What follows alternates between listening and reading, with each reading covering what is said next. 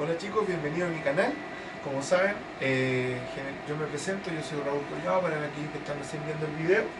¿Ya? Yo soy empresario, docente y asesor empresarial. Y parto con los 5 pilares fundamentales para aquellos que están recién viendo el video y aquellos que ya me han visto, escuchen, lo mentalicen y lo sigan trabajando en su vida. Lucha por tus metas y que nadie te detenga. ¿Ya? Que no hayan obstáculos que te impidan lograr tus metas. Nosotros somos capaces de manejar nuestra energía y canalizarla hacia lo que queremos, ¿ya? Nada es imposible. Si nosotros tenemos todo acá, el poder mental es mucho más fuerte. Tenemos que desbloquear todo aquello que nos complica y podemos lograr todo lo que queramos. Trabajo y dedicación también son la clave del éxito. Si tenemos meta pero no trabajamos y no nos dedicamos, no se puede, ¿ya? Piensa positivo, que eso es muy difícil a veces, cuando estamos en momentos de estrés, nos cuesta mucho, pero se puede, hay que cambiar el disco y creer en ti mismo, que es lo más importante. Si empiezas a creer en ti, la energía cambia y podemos dar un paso quizás a un nuevo emprendimiento, a un nuevo negocio, a hacer un nuevo estudio, ¿ya? Por eso es tan importante, esos pilares se los menciono. Y aquí hoy día les voy a comentar sobre la gestión de los flujos de trabajo y el análisis de los puestos de trabajo, ¿ya? Una introducción, pero para que ya empiecen a conocer de qué se trata.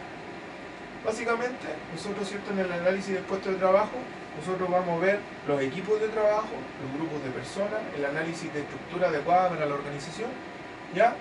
Y la diferencia, ¿cierto?, entre los trabajadores temporales y aquellos que están con contrato fijo.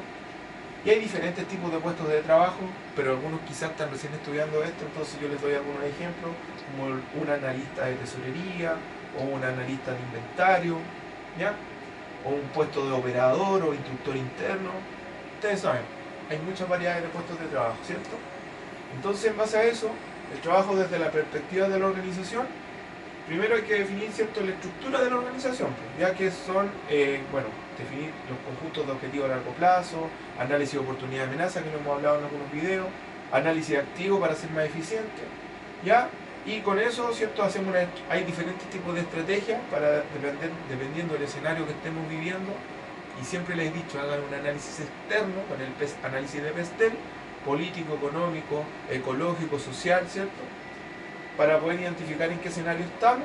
Y en base a eso, ¿cierto?, vamos viendo, ¿cierto?, cuáles son los ahorros que podemos generar en contratación o si es necesario hacer alguna modificación en nuestra empresa. Y por ejemplo, acá hay la empresa General Electric, ¿ya? Trabajó con British Airways y tuvo un acuerdo de 10 años en mantenimiento y puesta a punto de su equipo. O sea, hubo ahorros en contratación, ¿ya? Hizo como un outsourcing, básicamente, un subcontrato que se encargara del área de mantención. Y hoy día las grandes empresas trabajan así, ¿ya? Los malls contratan empresas de mantenimiento y grandes edificios lo hacen de esa forma. En los diseños de organización hay que identificar, por ejemplo, si es una estructura burocrática, como por ejemplo el ejército, o una estructura plana que puede ser una dirección descentralizada, o alguna estructura, por ejemplo, sin frontera, que ahí aparecen los joint ventures, ¿ya? Y ahí hay un ejemplo que es súper conocido por todos cuando se hizo la película Titanic, ¿ya? En la película Titanic el costo era tan alto, ¿ya?, que se tuvieron que asociar estas dos grandes empresas, Paramount y 20th Century Fox.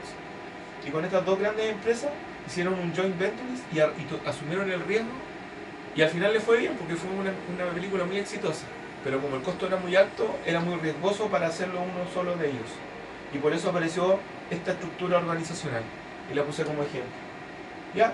Entonces, obviamente hay que analizar cómo se crea y se añade trabajo a los procesos actuales de la empresa, y por eso aparece el concepto en análisis de flujo de trabajo como la reingeniería.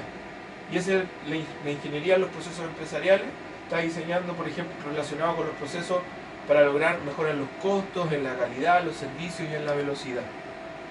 Y un ejemplo de reingeniería, es un poco largo pero lo voy a resumir. Básicamente, por ejemplo, cuando tenemos un proceso administrativo que pasa por 5 etapas, ¿ya?, que va desde el representante de venta hasta el consumidor final, a través de una reingeniería de proceso productivo y un proceso informático, de 5 etapas pasamos a una. Y eso, como lo hemos hablado en la metodología Lean, es una eliminación de desperdicio y una optimización de los tiempos. Por eso es tan importante conocer esto, ¿ya? En los trabajos desde la perspectiva de grupo, por ejemplo, ya si hablamos de grupo, generalmente en los libros las teorías hablan de 6 a 18 personas. Es relativo, ¿cierto? El equipo de desarrollo, hay distintos equipos. Podemos hablar del equipo de desarrollo de productos, equipos de producción, equipos de venta, ¿ya? Y por otro lado, equipos autogestionados o Self-Manager Teams, ¿ya? Ahí están los Self-Manager Teams, que son equipos que tienen la suficiente autonomía para poder desarrollar sus funciones y entregar sus resultados, ¿ya? Aumentan la calidad y la productividad, hay reducción de los costos operativos, ¿ya? Cuentan con formación múltiple, o sea, pueden hacer múltiples tareas, ¿ya? Pueden planificar, seleccionar métodos, realizar petición de materiales, evaluación de resultados, aumentar la disciplina en los métodos del equipo, ¿ya? Y deben contar con cualidades técnicas, administrativas, interpersonales, son súper importantes, ¿eh? Son profesionales más capacitados, pero hacen varias tareas. Y otro tipo de equipos, por ejemplo, hay equipos en empresas que hacen de resolución de problemas, equipos de innovación, equipos de objetivos específicos, equipos virtuales, etc. Como por ejemplo hoy día el teletrabajo, ¿ya? Y de la perspectiva individual hay, por ejemplo, motivación de trabajadores, motivación de los empleados, y ahí aparece la teoría de los dos factores que habla de la satisfacción, cómo mantenemos contentos a nuestros trabajadores, motivados, con mayor responsabilidad, con oportunidades de ascenso, ¿ya? Y cuáles son las perspectivas de insatisfacción, que generalmente pueden ser las políticas de la empresa, las condiciones laborales, la seguridad, el salario, las relaciones con los supervisores, los directivos. Están estos dos factores que siempre están presentes, ¿ya? También habla de la teoría de ajuste laboral, que son la revisión de las cualidades de los trabajadores y de adaptar al puesto de trabajo. De repente los jefes identifican que un trabajador tiene habilidades técnicas o habilidades de comunicación, entonces lo modifica de puesto de trabajo para poder motivarlo y aumentar también la productividad, que al final va a resultar en una mejora. Establecimiento de objetivos, tienen que ser objetivos alcanzables, ¿cierto? Pero también específicos y claros, para que las personas puedan participar y hacerse partícipes de estos objetivos para poder lograr las metas, ¿ya? Y ahí aparece la teoría de las características del trabajo, que habla de la variedad de la cualificación, la identidad de la tarea, la relevancia, la autonomía, la retroalimentación. Y los estados psicológicos críticos, como por ejemplo significancia experimentada, responsabilidad experimentada y conocimiento de resultados. Y acá aparece la teoría de las características del trabajo como motivadores laborales, y habla mucho, ¿cierto?, de características esenciales en el trabajo, estados psicológicos críticos y resultados personales laborales, ¿ya? Ahí yo les voy a dejar el video, ustedes lo pueden detener para que la puedan leer en más profundidad, porque como se nos agota el tiempo, pero va a estar disponible para que la puedan revisar. Y el diseño de puestos de trabajo y análisis de la tarea, obviamente es importante. Analizar el flujo de trabajo, la estrategia empresarial, la estructura organizativa y los 5 enfoques del diseño del puesto de trabajo, como la simplificación del trabajo, es una fórmula, la ampliación, la rotación, el enriquecimiento del trabajo o el diseño del trabajo en función de equipo, ¿ya? Hay que definir bien cuáles son las tareas, las obligaciones, las responsabilidades, quién las realiza y qué métodos de recopilación hay sobre los puestos de trabajo. Por ejemplo, entrevistas, observaciones, diarios, cuestionarios, porque si un jefe ve que su trabajador se le va, tiene que tener algún método, ¿cierto?, para poder recopilar toda la información de ese trabajo para poder entregárselo al nuevo trabajador que pueda llegar. Y el área de recursos humanos también tiene que saber eso, ¿ya? Están ligados. Si es un trabajo muy técnico, el jefe del área técnica tiene que trabajar con el encargado de recursos humanos para poder contratar a la persona más indicada, ¿ya? También está relacionado con la importancia relativa a la obligación y responsabilidad del mismo, no caer en la discriminación, que es súper importante, no caer en el abuso de horario excesivo, sin remuneración extra.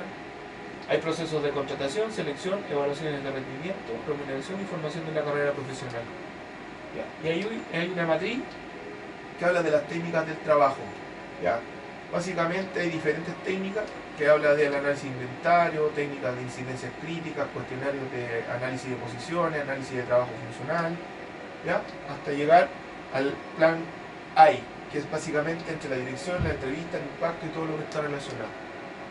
Por otro lado, está la matriz CHA, que es de una tarea sencilla, básicamente para identificar todo lo que está en una tarea de conocimiento, habilidades, aptitudes, ¿ya?, para las características del trabajador y el tipo de tarea. Por ejemplo, si el trabajador tiene buen razonamiento matemático, tiene habilidades analíticas, tiene buena memoria, todo eso va ayudando a poder identificar el perfil del trabajador, ¿ya? Y hay técnicas de incidentes críticos para por una parte, crear las dimensiones adecuadas, crear los incidentes, el traslado de los incidentes, asignación de valores de eficacia y cuestionarios de análisis de posición, que teóricamente hay muchos componentes, ya son 194 y contiene 6 apartados, pero básicamente es la entrada de información, los procesos mentales, la reducción del trabajo, las relaciones con otras personas, el contexto de trabajo y otras características. ¿Ya? Y el análisis funcional del trabajo, entrevista cuestionario, análisis de trabajo y entorno legal, y análisis del puesto de trabajo y flexibilidad organizativa. Y la descripción de los puestos de trabajo, básicamente las obligaciones, responsabilidades, condiciones laborales específicas. Les voy a dejar mi correo, ya lo saben, en los videos anteriores aparece, porque yo les voy a dejar ejemplos ya de fichas para contratación, estas son extensas, donde habla de cuáles son las características que tiene que tener la persona para poder ingresar a un cierto trabajo, como por ejemplo puesto de trabajo, supervisor de servicios de seguridad, y ahí hay un resumen en qué consiste el puesto, las obligaciones, los requisitos del puesto, cuál es la calificación mínima para ingresar, ¿ya? Así que también hay un cuadro donde habla de las horas trabajadas en algunos países, en los otros países del mundo, en un promedio de 40 horas, ¿ya? Y aplicaciones de los sistemas informáticos de seguridad y privacidad, de los sistemas de recursos humanos. Así que, bueno, espero que les haya gustado este video y me pueden seguir por Instagram en Raúl-Collao 1981, me pueden hacer cualquier consulta por ahí o voy a estar atento. Me despido. Chao.